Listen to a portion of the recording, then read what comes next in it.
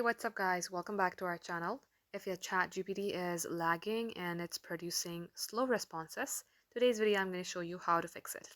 So first and foremost, you're going to have to check your Wi-Fi connection.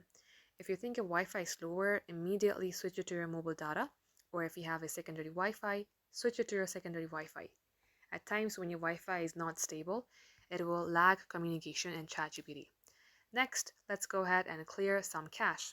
So for that, long tap onto ChatGPT, select the eye icon. You will get landed onto a settings page like this. Here, select storage, go ahead, clear some cache.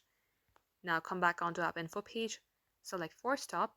It will temporarily break this application. That is completely fine. Select OK. Now lastly, restart your device.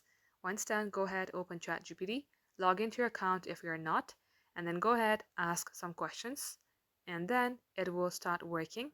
Thank you all for watching, guys. We will catch up in our next upload.